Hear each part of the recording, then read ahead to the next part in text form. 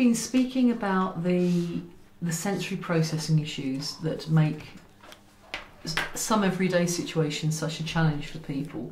And on top of that, speech places an enormous burden on the processing system. So what do we need to do to help people reduce the inputs they can't process and increase the inputs that they can process? What bearing does that have on speech? Well, we need to understand what's going on first. And there are two speech areas, Wernicke's and Broca's area. And there is considerable damage to these in most people with autism.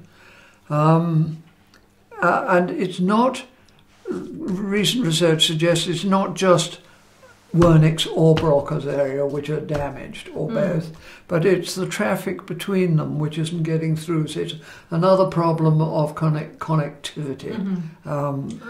So these Wernicke's and Broca's, these are speech areas of the brain? Well, they're speech processing areas of the brain. Broca's area is speech production.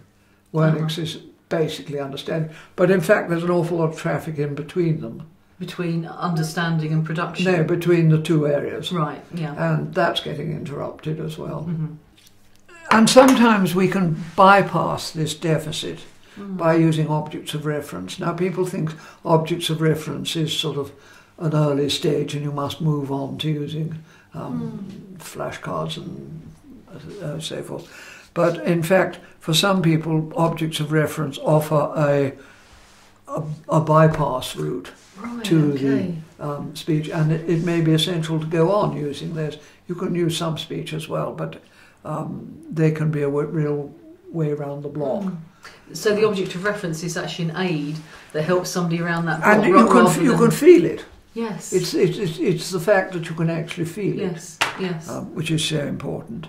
You're not using the auditory process and so forth. Yeah. And many people on the spectrum can actually understand what's being said to them, but they cannot organise the sort of mechanical movements to get speech going. When we look at the Pranve film, we'll see towards the end, in the last two clips, he wants to do something, and I don't know what he wants to do, but anyway, he's going like that, and it's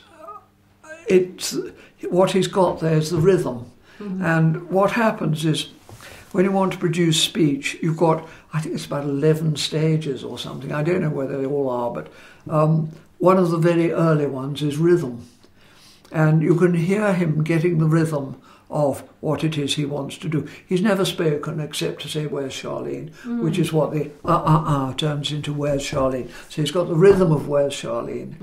And then he gets "Where's Charlene?" Then he wants to do something else. Now, he's never done anything else. His parents or his speech therapist do it there. Say he's never done anything else, said anything else. But suddenly he starts this sort of humming. He's got the pitch, he gets the rhythm, first, and then he gets the words, and you can see actually his chin wobble, trying to get, you can actually see the muscular movements when he's trying to work it round so he gets the words, which is why this particular piece of film is so interesting. And finally he comes out with Bar Bar Black Sheep, which may well be age inappropriate, but it's actually an incredible achievement for him, and he's so delighted, you know, and we are all so surprised. It's wonderful. But this business of rhythm is so important. I worked with a boy, and he was running around. He's low on proprioception, so he's running around bashing himself on the walls, okay, and he makes sounds. But he doesn't respond at all when I make the sounds. And so I get his mum to put him between her knees and facing that way. And every time he makes a sound, we respond with his sounds, with his language, and it doesn't make slightest bit of difference. And I think, well, he's low on proprioception. Let's try using a proprioceptive prompt. So what we do is I wrap him in a neoprene belt, so it's elastic, and so every time he makes a sound, you go you pull on the neoprene. So he's got a physical jerk. He's getting a almost. jerk for each of the syllables.